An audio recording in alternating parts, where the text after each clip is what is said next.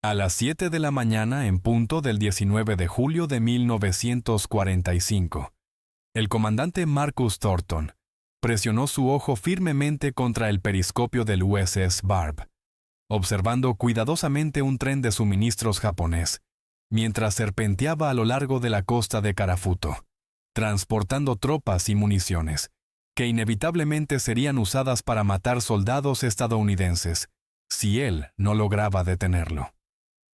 Thornton tenía 31 años en ese momento, habiendo ya completado 5 patrullas de guerra como oficial al mando del Barb. Bajo su comando, 17 buques enemigos ya habían sido enviados al fondo del océano. El ejército japonés estaba operando 6 trenes por día a lo largo de ese ferrocarril costero particular, con cada tren llevando entre 40 y 60 soldados, además de municiones, y varios suministros destinados a la guarnición estacionada en Kashiho. Thornton había estado cazando activamente en el mar de Ojotsk durante 3 semanas completas para este punto. El submarino clase Gato USS Barb desplazaba aproximadamente 2.400 toneladas cuando estaba completamente sumergido y llevaba una tripulación de 80 hombres. Ella se había establecido como uno de los submarinos más altamente condecorados, operando en toda la flota del Pacífico, habiendo ganado 4 citaciones presidenciales de unidad, 8 estrellas de batalla, y una condecoración de unidad de la Marina a lo largo de su carrera de servicio. Sin embargo, lo que realmente hacía peligroso al Barb no era simplemente la colección de premios y citaciones que había acumulado.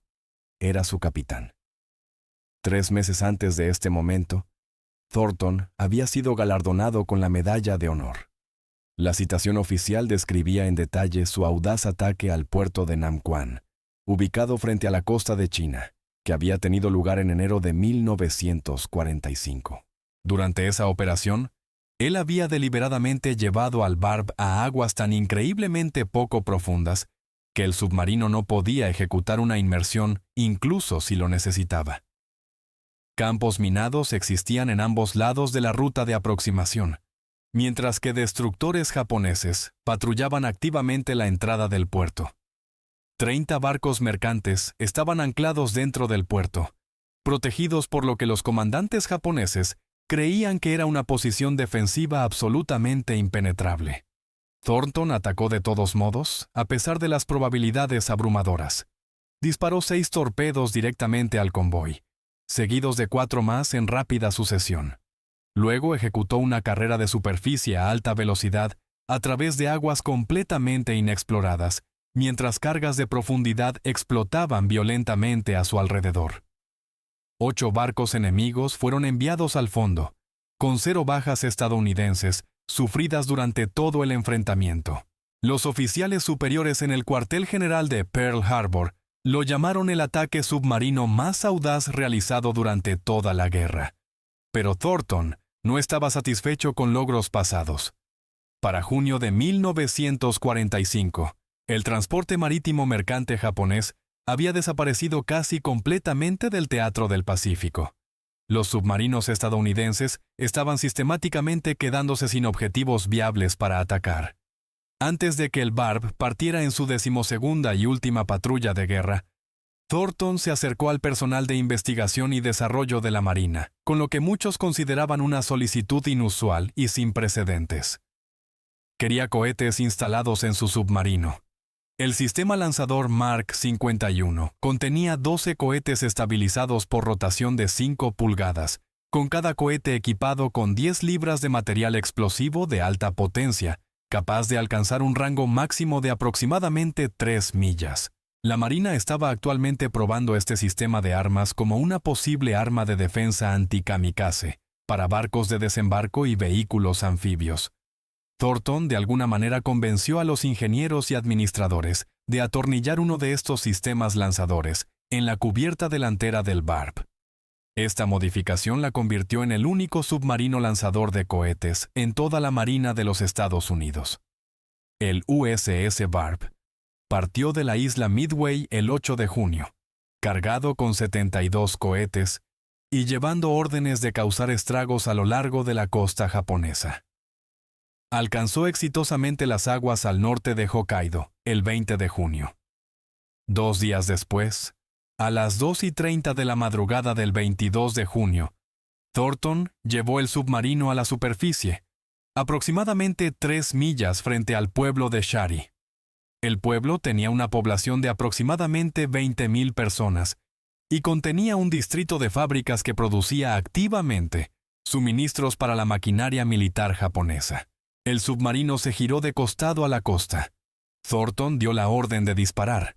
12 cohetes se dispararon en ráfaga en solo 5 segundos. Gritaron a través de la oscuridad y se estrellaron violentamente en el centro industrial de Shari, con efecto devastador. Los incendios estallaron y se extendieron rápidamente por el área del paseo marítimo. El Barb se sumergió inmediatamente y desapareció en las profundidades antes de que las fuerzas japonesas pudieran montar cualquier tipo de respuesta. Marcó la primera vez en la historia registrada que un submarino había lanzado exitosamente cohetes contra un objetivo costero.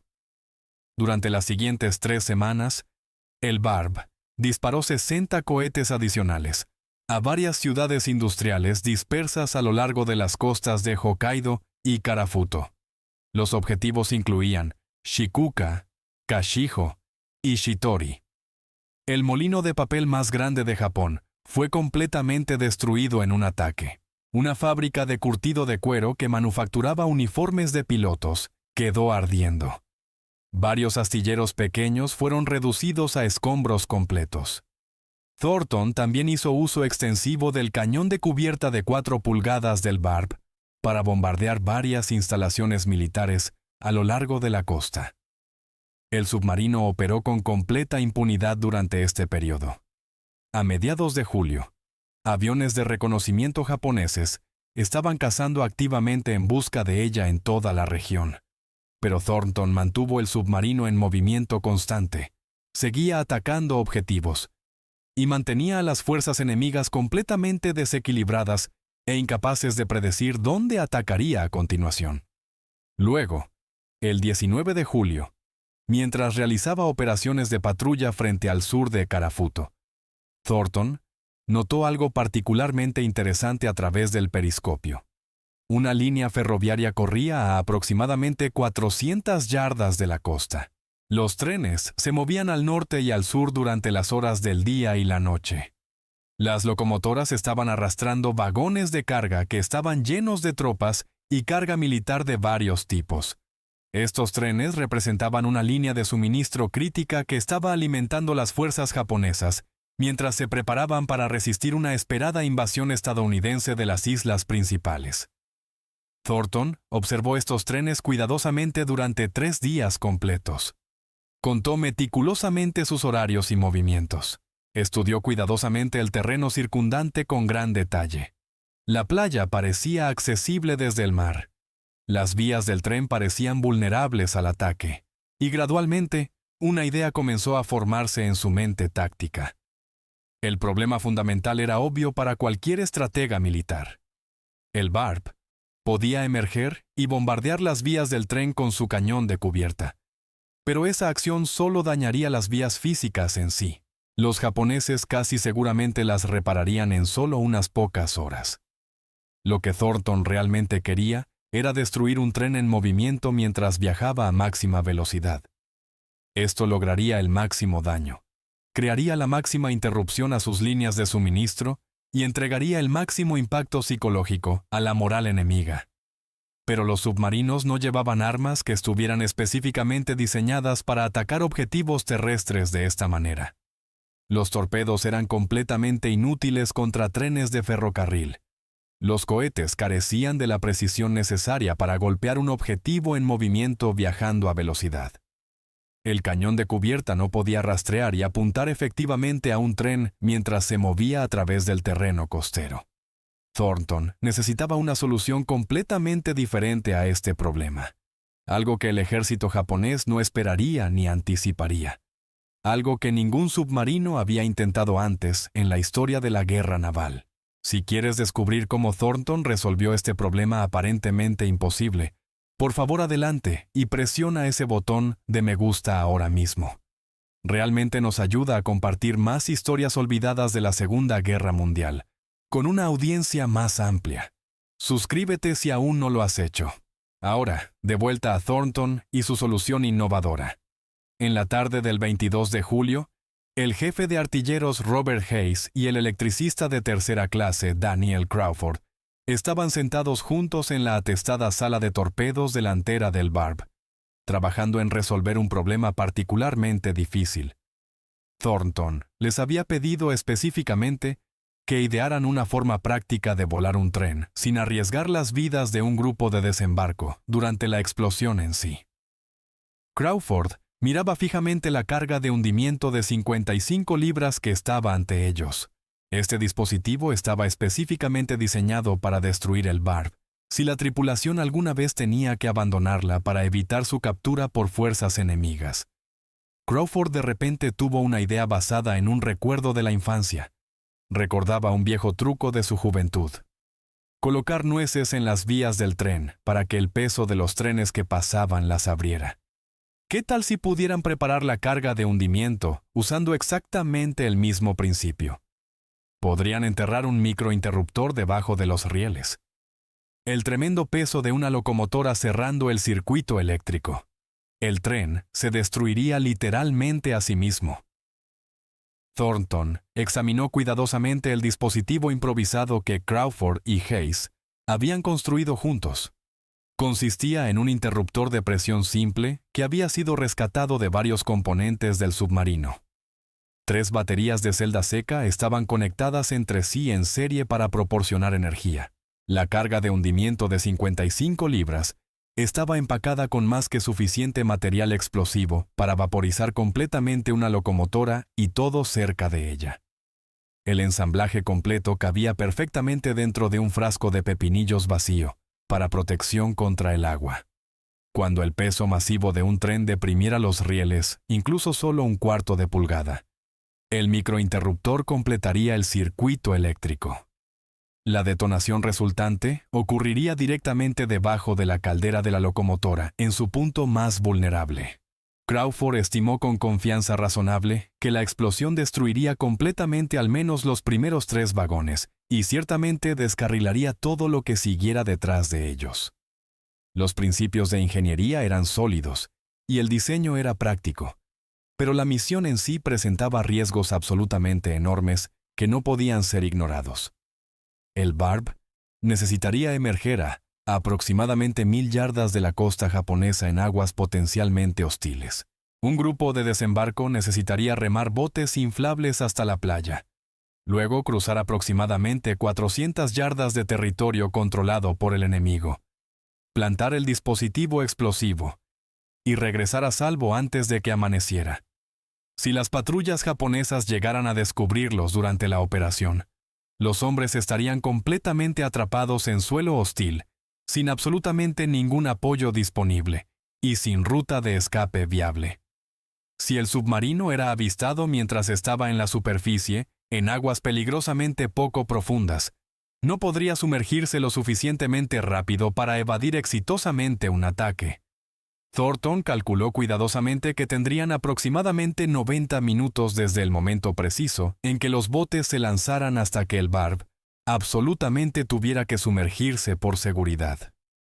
Cada hombre a bordo del Barb se ofreció entusiastamente como voluntario para la peligrosa misión. Los 80 marineros levantaron sus manos inmediatamente cuando Thornton pidió voluntarios. El comandante estableció criterios estrictos y específicos para la selección. Primero y ante todo, solo se considerarían hombres solteros. Se negaba absolutamente a crear viudas en casa. Segundo, los candidatos necesitaban excelente condición física y capacidad de natación. Los hombres estarían remando a través del oleaje y podrían necesitar nadar por sus vidas si los botes se volcaban en aguas turbulentas. Tercero, mostró preferencia por ex-Boy Scouts. Thornton había sido un scout durante su juventud y creía firmemente que su entrenamiento en navegación y procedimientos de emergencia resultaría absolutamente invaluable si el grupo de alguna manera se separaba o se perdía en territorio enemigo. Cuarto, necesitaba una mezcla práctica de diferentes habilidades. Requería un electricista para cablear apropiadamente el dispositivo explosivo, hombres físicamente fuertes para cavar en tierra dura, y marineros experimentados que pudieran manejar los botes competentemente en completa oscuridad. Thornton finalmente seleccionó 8 hombres para esta peligrosa operación. El jefe de artilleros Robert Hayes lideraría el grupo de desembarco como el marinero alistado de mayor rango. Tenía 26 años y había servido a bordo del Barb desde su puesta en servicio inicial en 1942. Había participado en cada patrulla de guerra, tanto en los teatros del Atlántico como del Pacífico. El electricista de tercera clase Daniel Crawford manejaría el dispositivo explosivo y todos sus aspectos técnicos. Había trabajado para una compañía de ferrocarriles antes de que comenzara la guerra y comprendía completamente la construcción e ingeniería de vías. El señalero de segunda clase Thomas Mitchell serviría como vigía y comunicador. El cocinero de primera clase George Palmer proporcionaría mano de obra adicional. El torpedista de tercera clase Charles Bennett aportaría experiencia en armas. El maquinista de motores de segunda clase William Foster añadiría conocimiento mecánico. El maquinista de motores de primera clase Henry Morrison proporcionaría experiencia alistada senior. Y el teniente Stephen Carter serviría como el oficial a cargo de toda la operación del grupo de desembarco. La tripulación comenzó inmediatamente preparaciones intensivas para la misión. Los ingenieros del Barb cortaron placas de acero de los pisos inferiores de la sala de máquinas.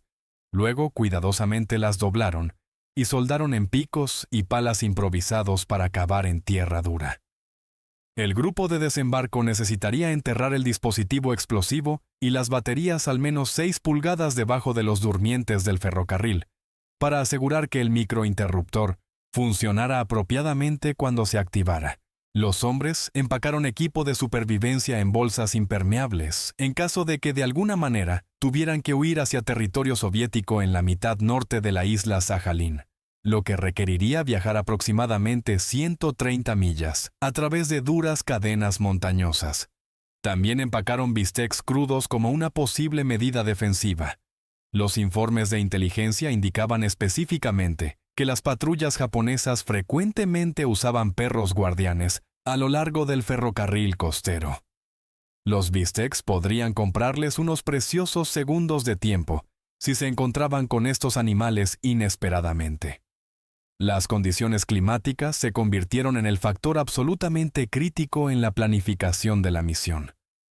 Thornton necesitaba cobertura de nubes para esconder efectivamente la luna de 3/4, que de otra manera iluminaría todo. Los cielos despejados iluminarían tanto el submarino como los botes brillantemente, haciéndolos fácilmente visibles para los centinelas japoneses apostados a lo largo de la costa.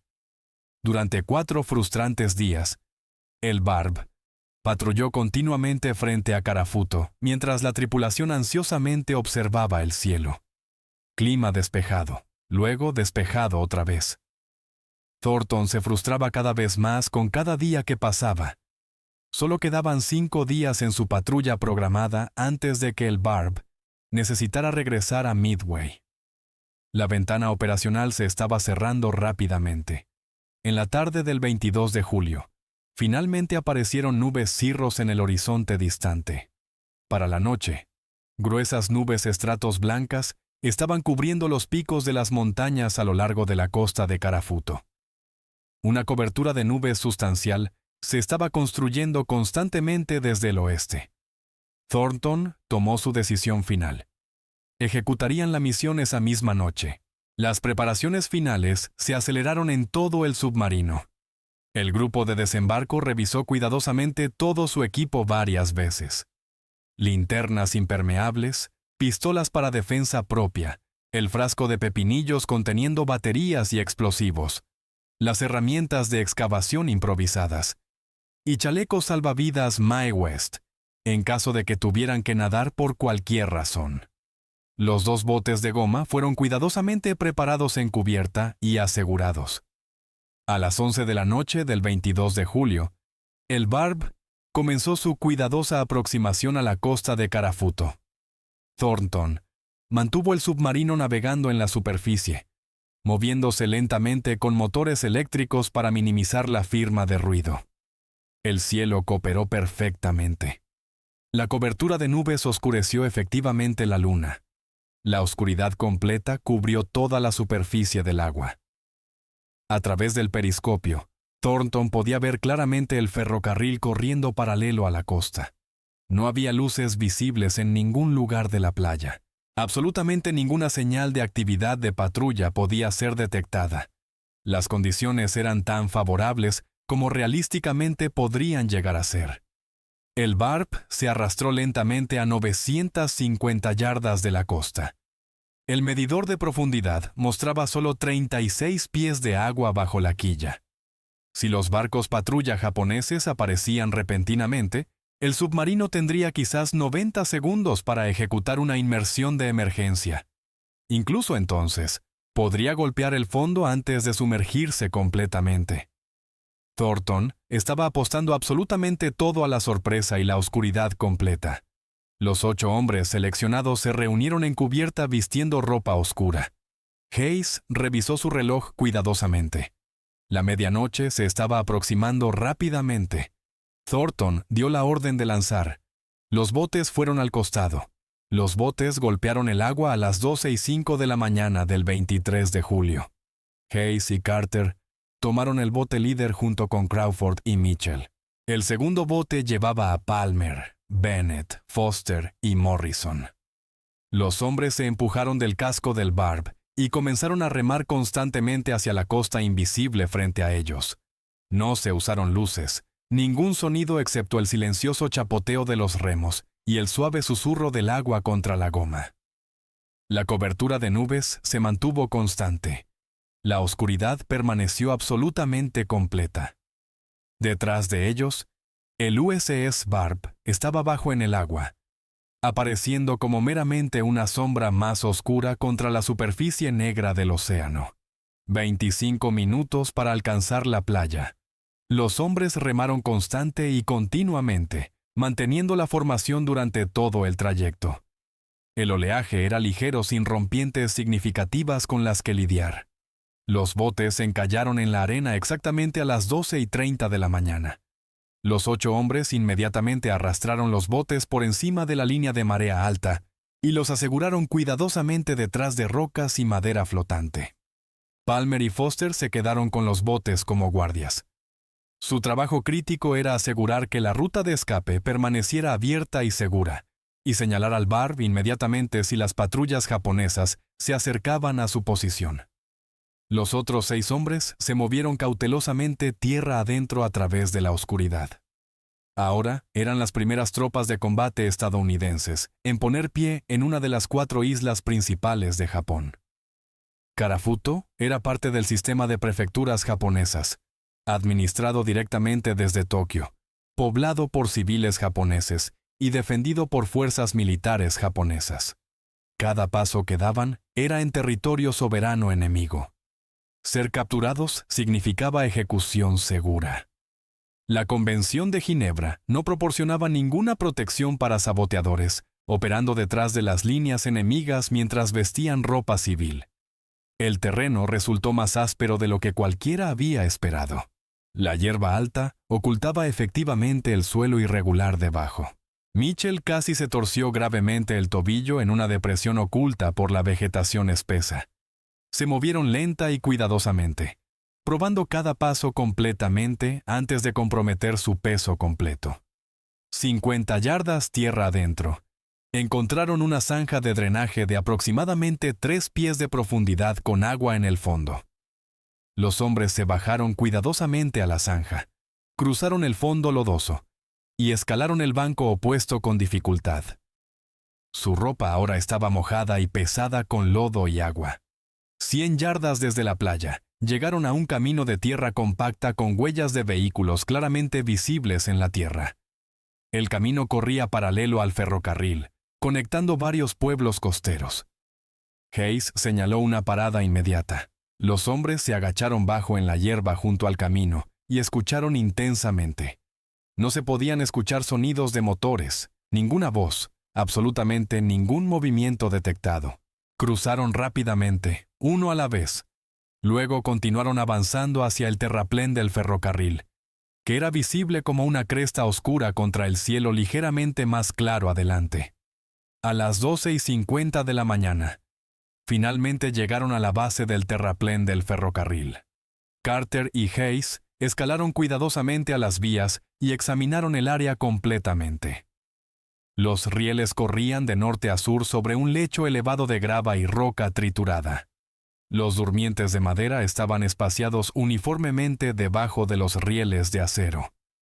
La posición ofrecía excelente visibilidad en ambas direcciones a lo largo de las vías.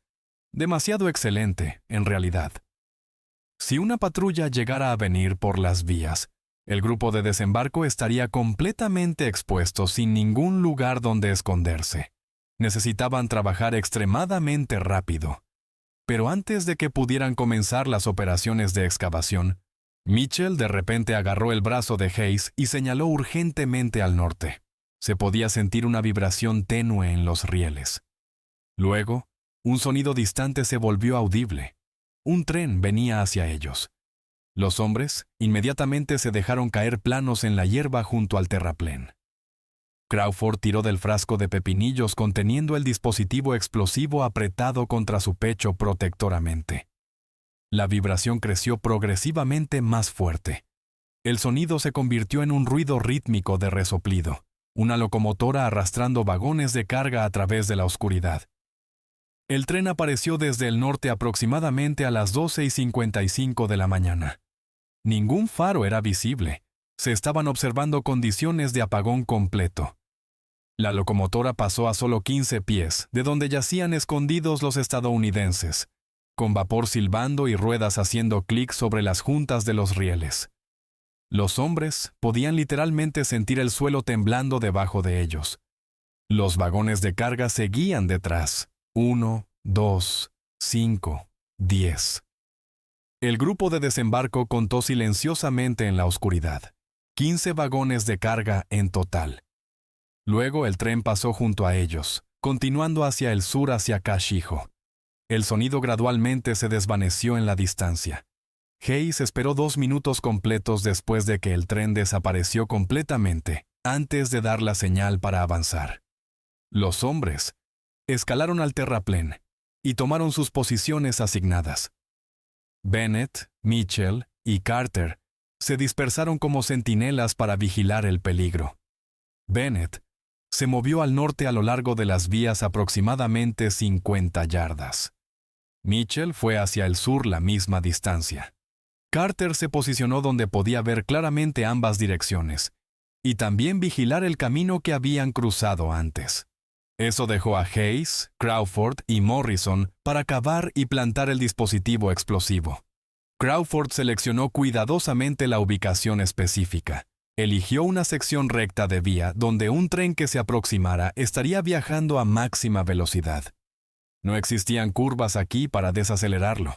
No había pendiente para reducir el impulso. Los rieles en esta ubicación corrían perfectamente nivelados a través de terreno plano durante al menos media milla en ambas direcciones. Condiciones perfectas. Crawford se arrodilló entre los rieles y examinó los durmientes de cerca. Necesitaba enterrar el explosivo directamente debajo del riel, donde el tremendo peso de la locomotora lo deprimiría lo suficiente para activar el mecanismo del microinterruptor. Hayes y Morrison comenzaron a cavar con las herramientas improvisadas que habían traído. La grava se desprendía fácilmente al principio, pero aproximadamente 6 pulgadas abajo, golpearon tierra compacta mezclada con rocas más grandes. La excavación se volvió significativamente más dura y lenta. La pala de acero raspaba contra las piedras. Cada sonido parecía imposiblemente fuerte en la oscuridad completa. Crawford seguía revisando su reloj nerviosamente. Ya habían estado en tierra durante 30 minutos. Thornton esperaría 90 minutos máximo, antes de que el Barb absolutamente tuviera que sumergirse por seguridad. El reloj corría implacablemente. A la 1:15 de la mañana, Mitchell silbó suavemente desde su posición al sur a lo largo de las vías. Otro tren se aproximaba. El grupo de desembarco se dejó caer plano inmediatamente una vez más. Este tren se aproximaba desde el sur, moviéndose hacia el norte, la dirección opuesta al primero. Crawford yacía junto al hoyo parcialmente excavado, todavía agarrando el frasco de pepinillos apretadamente. Las herramientas de excavación estaban esparcidas por la grava entre los rieles. Si el faro de la locomotora estuviera encendido, el ingeniero vería todo claramente. La misión estaría completamente comprometida. Las tropas japonesas inundarían toda el área en minutos. Pero como el primer tren, este también corría en completa oscuridad. Ningún faro en absoluto. Los protocolos de apagón que los japoneses estaban aplicando estrictamente a lo largo del ferrocarril costero estaban en realidad protegiendo a los saboteadores estadounidenses. La locomotora pasó atronando a la 1:17 de la mañana. Otro tren de carga. 14 vagones esta vez. Crawford los contó cuidadosamente mientras traqueteaban sobre él. El grupo de desembarco permaneció completamente inmóvil, hasta que el sonido se desvaneció completamente hacia el norte. 2 trenes en solo 22 minutos. El ferrocarril estaba mucho más activo por la noche de lo que las observaciones de Thornton habían sugerido. Hayes hizo señas a los hombres para volver al trabajo inmediatamente. Tenían menos de 1 hora restante antes de que el Barb necesitara sumergirse. Morrison atacó el hoyo con urgencia y determinación renovadas. La pala mordió profundamente en la tierra compacta. Las rocas se rasparon libres. Hayes usó el pico para romper las secciones más duras del suelo. En 15 minutos, habían excavado un espacio de aproximadamente 12 pulgadas cuadradas y 8 pulgadas de profundidad directamente debajo del riel occidental. Lo suficientemente grande para acomodar la carga de hundimiento, las baterías y el ensamblaje del microinterruptor. Crawford retiró cuidadosamente los componentes del frasco de pepinillos. La carga de hundimiento de 55 libras era un recipiente cilíndrico de metal empacado apretadamente con material explosivo de alta potencia. Contenía suficiente poder destructivo para soplar un hoyo de 3 pies en el casco a presión de un submarino. Contra una locomotora viajando a 40 millas por hora, el efecto sería absolutamente catastrófico. Crawford posicionó la carga en el fondo del hoyo y empacó tierra alrededor de ella cuidadosamente para mantenerla firme y segura. Luego colocó cuidadosamente las 3 baterías de celda seca junto a la carga y comenzó el delicado proceso de cablear las conexiones del circuito. El microinterruptor era el componente absolutamente crítico de todo el sistema. Crawford lo había diseñado para cerrarse cuando el riel encima de él se deprimiera bajo el enorme peso de la locomotora. Las locomotoras japonesas típicamente pesaban entre 60 y 80 toneladas. Ese peso distribuido a través de las ruedas empujaría el riel hacia abajo aproximadamente 1/4 a media pulgada. El microinterruptor necesitaba ser posicionado con precisión absoluta, demasiado profundo y el riel no se deprimiría lo suficiente para activarlo apropiadamente, demasiado superficial, y las vibraciones de la expansión normal de la vía podrían causar una detonación prematura antes de que llegara ningún tren. Crawford trabajó principalmente al tacto más que a la vista. Su linterna impermeable proporcionaba solo iluminación mínima dirigida hacia abajo al hoyo, para evitar que el haz fuera visible a cualquier distancia.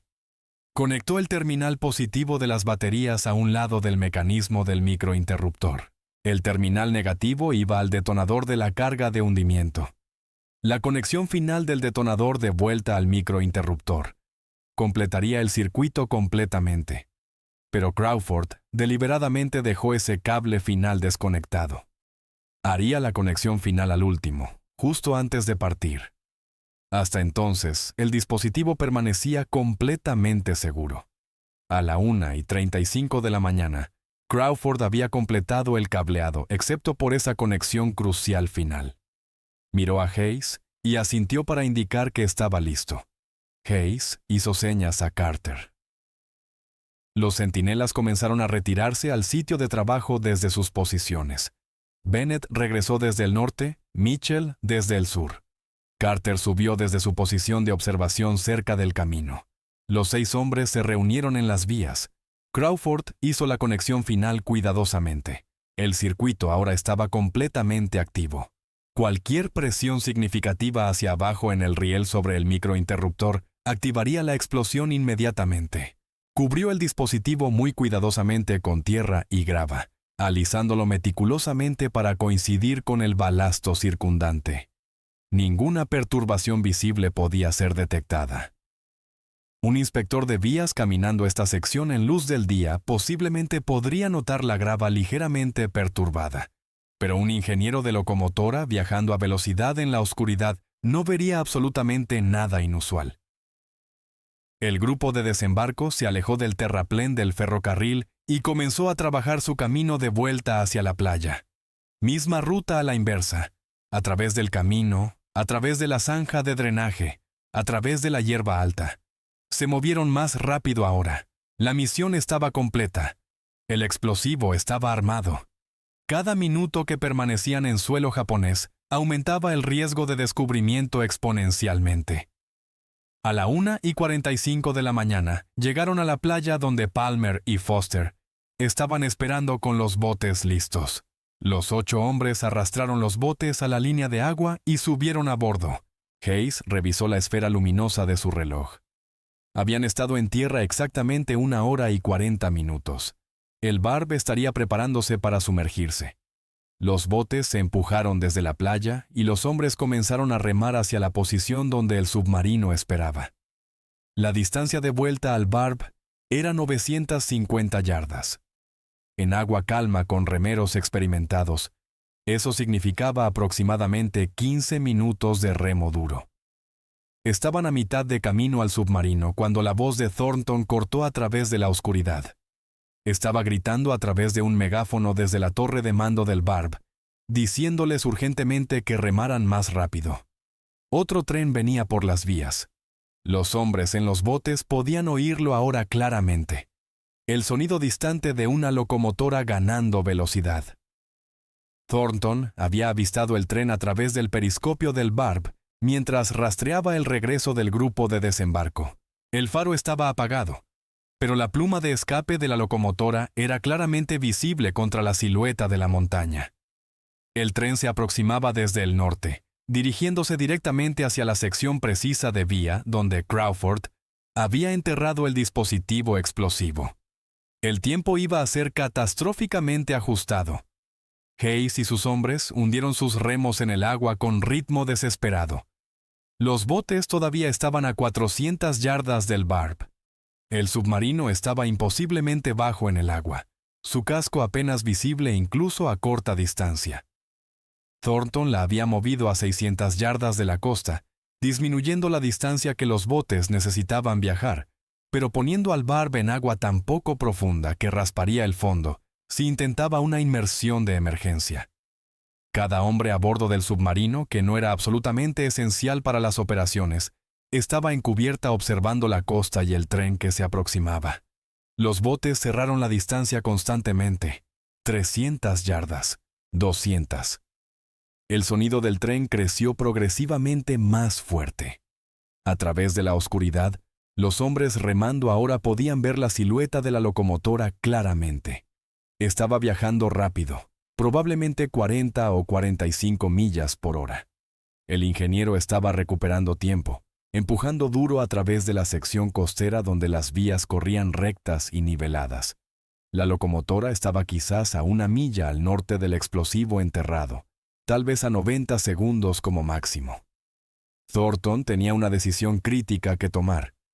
Si esperaba a que los botes alcanzaran el barb antes de sumergirse, el submarino podría quedar atrapado en la superficie cuando las fuerzas de respuesta japonesas llegaran después de la explosión.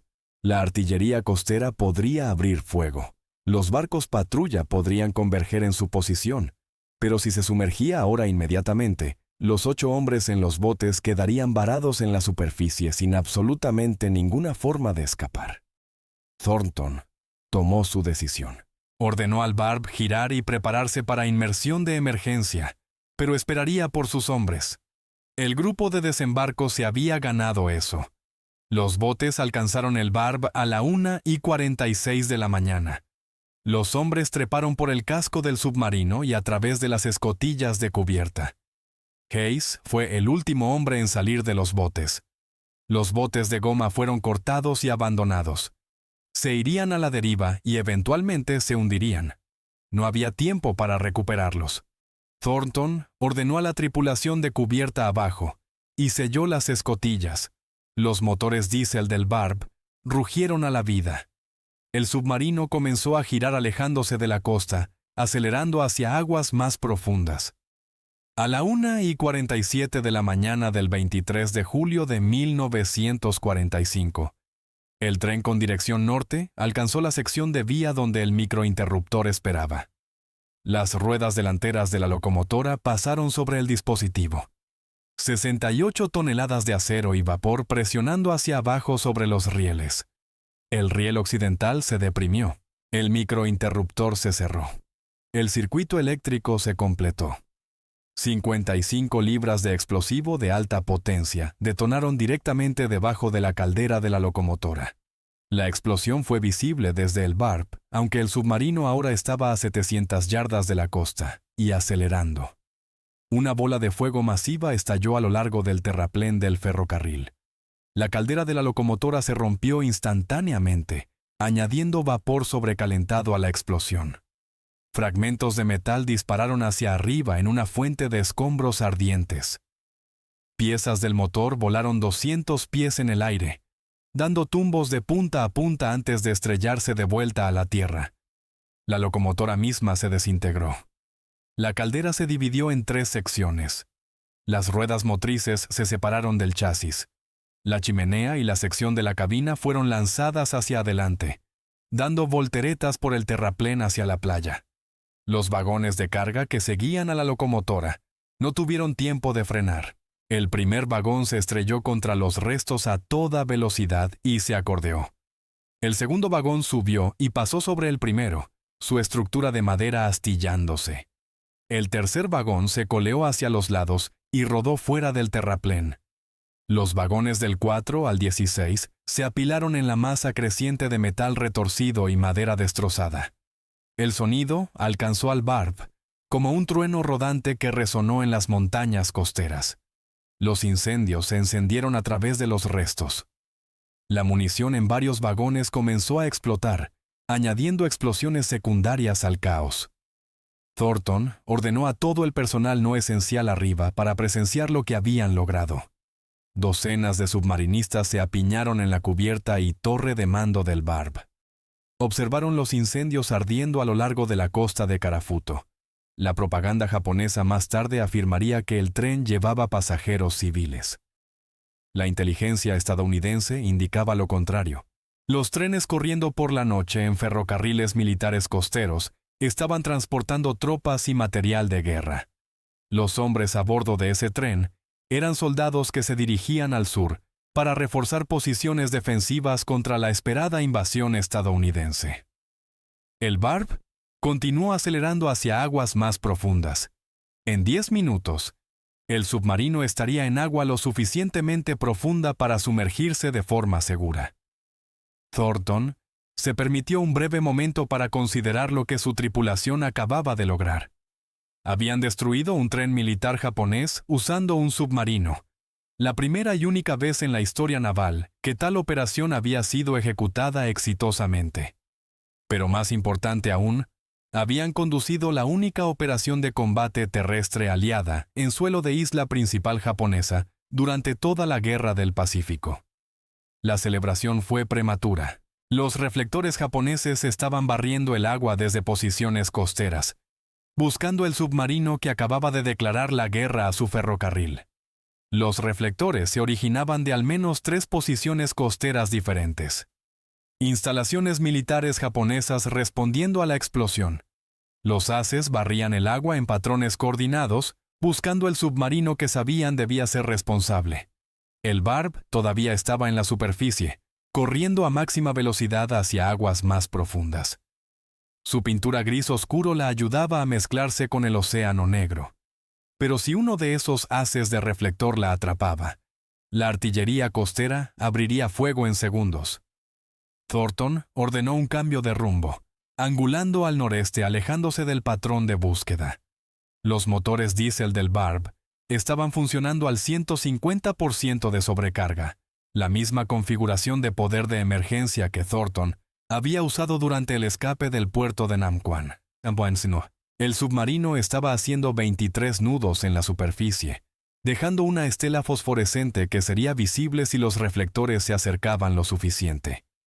El medidor de profundidad mostraba 48 pies, todavía demasiado poco profundo para una inmersión segura, pero mejor que los 36 pies en los que habían estado operando cerca de la costa.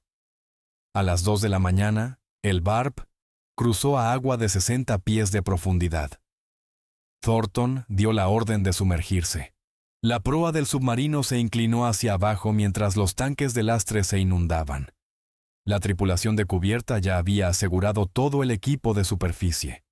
En 90 segundos, el Barb estaba completamente sumergido y nivelándose a profundidad de periscopio. Los reflectores continuaron barriendo la superficie sobre ellos, pero el submarino ahora era invisible. Thornton mantuvo velocidad lenta con motores eléctricos para minimizar la firma de ruido. Los barcos patrulla japoneses estarían lanzándose pronto si no lo habían hecho ya. El submarino se mantuvo sumergido durante 6 horas, moviéndose lentamente alejándose de Karafuto, mientras las fuerzas japonesas buscaban en las aguas costeras. A las 8 de la mañana del 23 de julio, Thornton arriesgó levantar el periscopio. No había barcos patrulla visibles. Los reflectores habían sido apagados con el amanecer. El humo todavía se elevaba del terraplén del ferrocarril, donde el tren había explotado. El Barb emergió en aguas más profundas y reanudó la patrulla. Pero la misión no estaba completa. Thornton tenía 4 días restantes antes de que el Barb necesitara regresar a Midway. Intentaba usar cada hora. Durante las siguientes 72 horas, el Barb continuó atacando objetivos costeros japoneses. El 24 de julio, el submarino emergió frente a Shari y usó su cañón de cubierta de 4 pulgadas para bombardear una estación de radio militar. Los impactos directos destruyeron la matriz de antenas y prendieron fuego al edificio. El 25 de julio, el Barb atacó un pequeño astillero en Shikuka, destruyendo 2 cargueros costeros de madera en construcción. El 26 de julio, el submarino disparó sus últimos 12 cohetes a una guarnición militar en la isla Kaiyo. Luego se retiró hacia el océano abierto. Aviones japoneses habían estado buscando al Barb durante los días finales de patrulla. Aviones de reconocimiento cruzaban el mar de Oyotsk, tratando de localizar el submarino que estaba aterrorizando su infraestructura costera.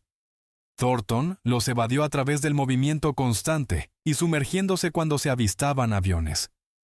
El 27 de julio, el Barb puso rumbo a la isla Midway. La 12ª y última patrulla de guerra estaba completa. El USS Barb llegó a Midway el 2 de agosto de 1945. La tripulación se reunió en cubierta con uniformes de gala, sosteniendo la bandera de batalla del submarino. La bandera era diferente a cualquier otra en la Marina de los Estados Unidos. 17 parches representando barcos hundidos, símbolos para las citaciones presidenciales de unidad y la condecoración de unidad de la Marina. Símbolos de cohetes y cañones denotando bombardeos costeros. 6 cruces de la Marina ganadas por miembros de la tripulación. 23 estrellas de plata. 23 estrellas de bronce. Una cinta de medalla de honor en la parte superior representando el premio de Thornton de la patrulla anterior.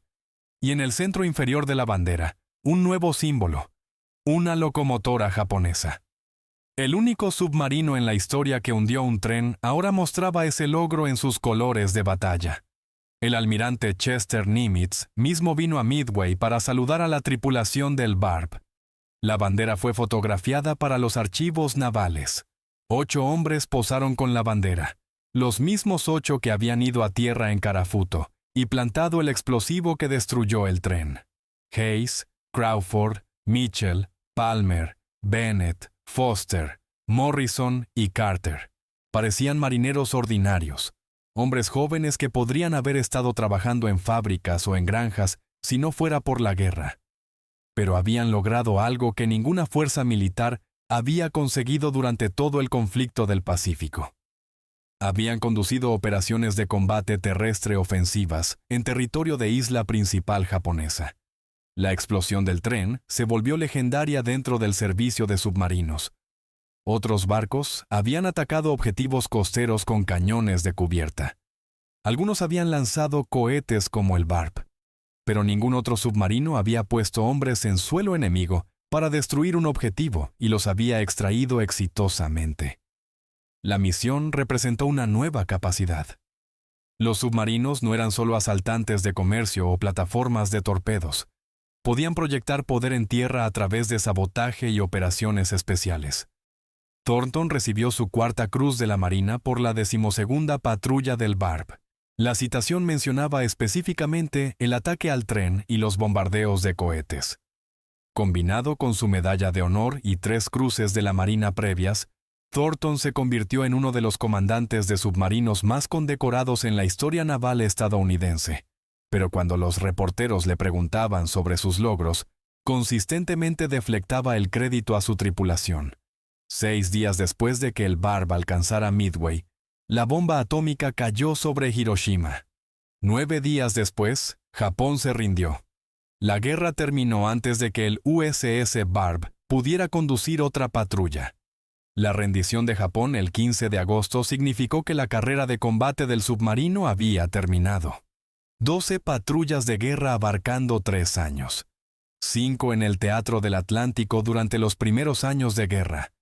7 en el Pacífico, donde el Barb había compilado uno de los registros más devastadores de cualquier submarino en la flota estadounidense. El recuento oficial le acreditó hundir 17 buques enemigos, totalizando 96.628 toneladas. Pero esos números no capturaban el alcance completo de lo que el Barb había logrado. El Comité Conjunto de Evaluación Ejército-Marina revisó las reclamaciones de Thornton después de la guerra.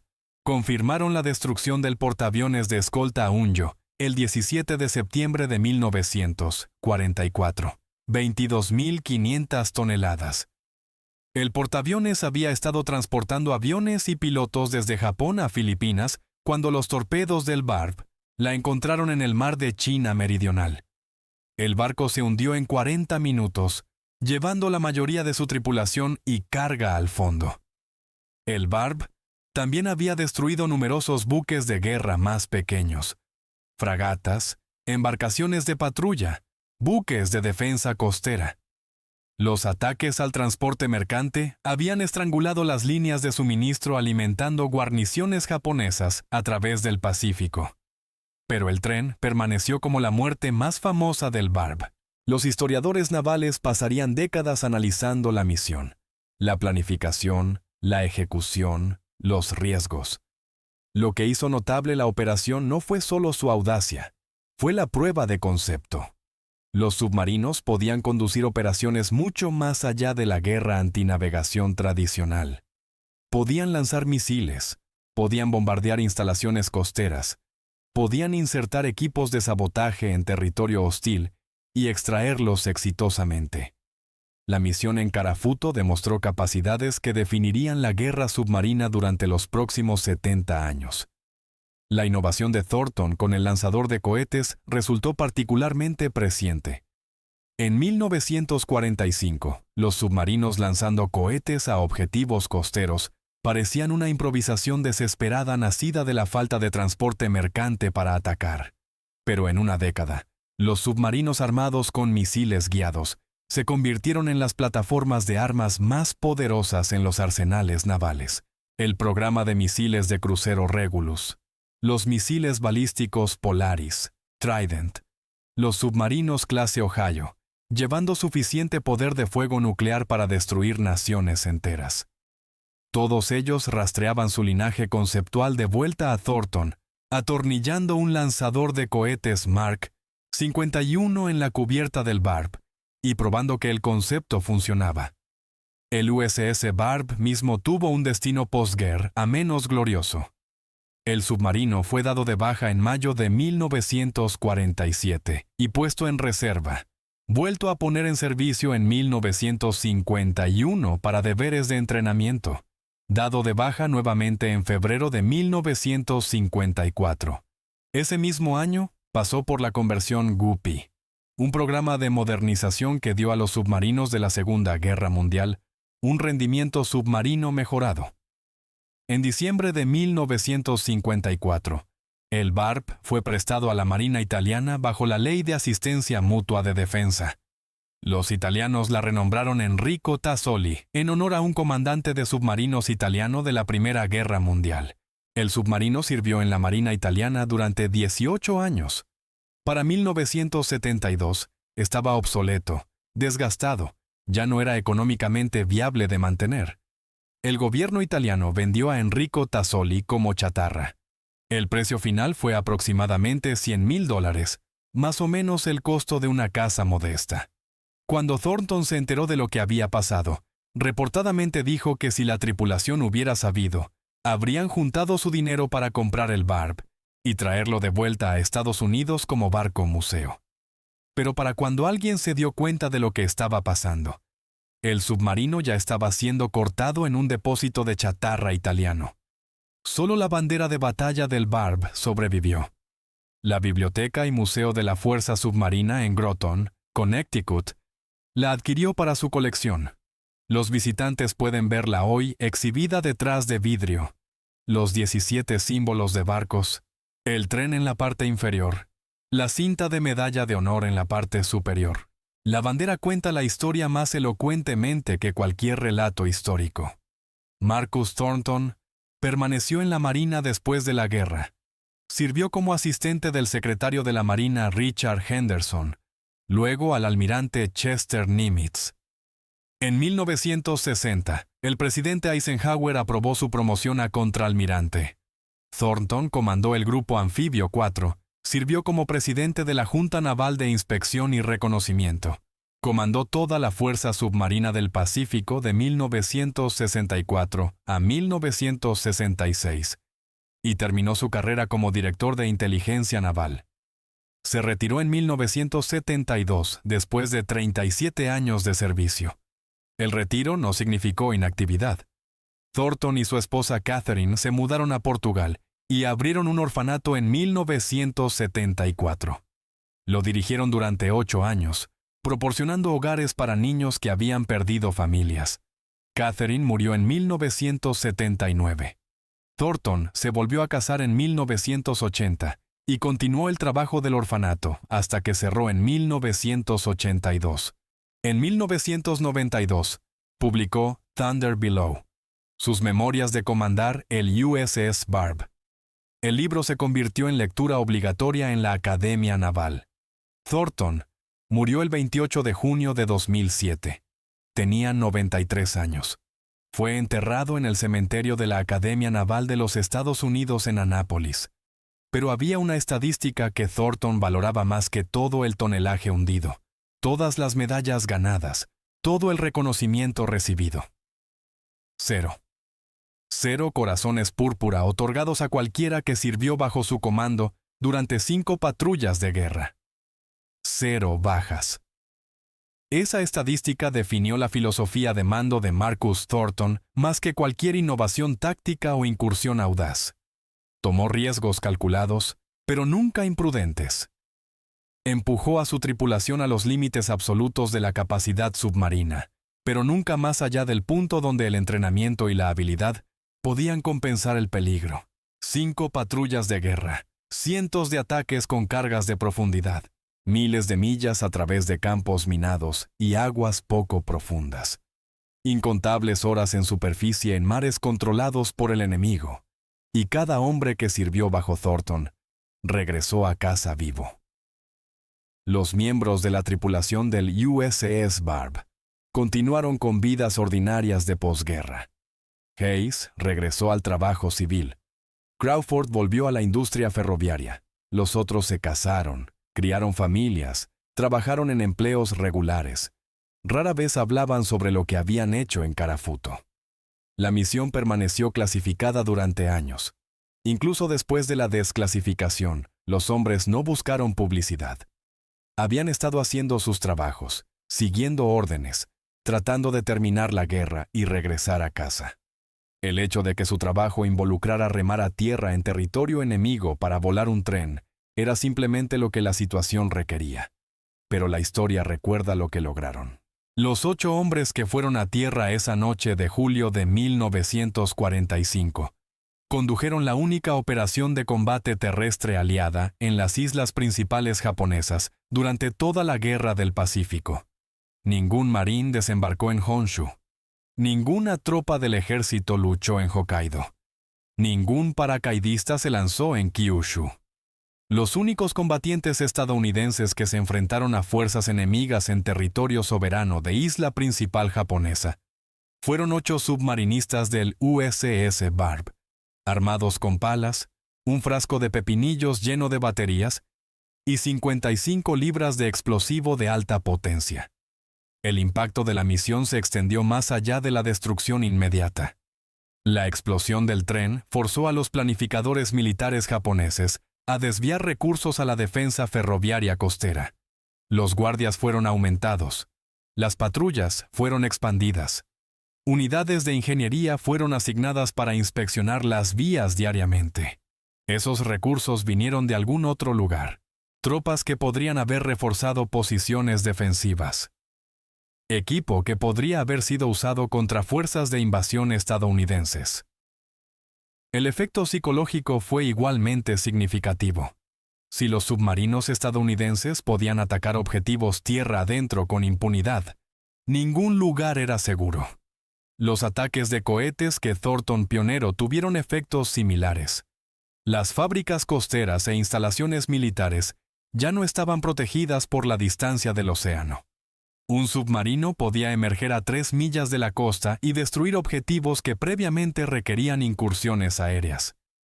Los 72 cohetes que el Barb disparó durante su 12ª patrulla demostraron una capacidad que revolucionaría la guerra naval dentro de una generación. Los números cuentan parte de la historia. 17 barcos hundidos. 96,000 toneladas de transporte enemigo destruido. 4 cruces de la Marina y una medalla de honor para el comandante. 8 estrellas de batalla para el submarino. El primer ataque de cohetes desde un submarino. El primer y único submarino en hundir un tren. Pero el número más importante era 0. 0 bajas entre la tripulación durante 5 patrullas de combate. Thornton trajo a cada hombre a casa. Ese fue su mayor logro. No el tonelaje, no las medallas, no las innovaciones tácticas que cambiaron la guerra submarina para siempre. Trajo a sus hombres a casa vivos. La bandera de batalla del USS Barb cuelga en un museo en Connecticut. El símbolo de la locomotora en la parte inferior todavía atrae preguntas de visitantes que no conocen la historia. Cuando aprenden lo que sucedió el 23 de julio de 1945, entienden. Entienden que la guerra submarina no se trataba solo de torpedos y periscopios. Se trataba de innovación, adaptación, coraje y comandantes que valoraban las vidas de su tripulación por encima de la gloria personal. Marcus Thornton, Robert Hayes, Daniel Crawford y los otros 72 hombres que sirvieron a bordo del USS Barb durante esas 5 patrullas probaron lo que los submarinos podían lograr cuando eran liderados por comandantes brillantes y tripulados por marineros dispuestos a remar a tierra en territorio enemigo con explosivos y palas. Hundieron barcos, dispararon los primeros misiles lanzados desde submarinos, destruyeron objetivos costeros y volaron un tren. El único submarino en la historia que puede hacer esa afirmación. Si esta historia te conmovió de la manera que nos conmovió a nosotros, hazme un favor. Presiona ese botón de me gusta. Cada me gusta le dice a YouTube que muestre esta historia a más personas. Presiona suscribir y activa las notificaciones. Estamos rescatando historias olvidadas de archivos polvorientos cada día. Historias sobre submarinistas que cambiaron la guerra naval con cohetes y coraje. Personas reales. Heroísmo real. Deja un comentario ahora mismo y dinos desde dónde estás viendo. ¿Estás viendo desde Estados Unidos, Reino Unido, Canadá, Australia? Nuestra comunidad se extiende por todo el mundo. No eres solo un espectador. Eres parte de mantener vivos estos recuerdos. Dinos tu ubicación.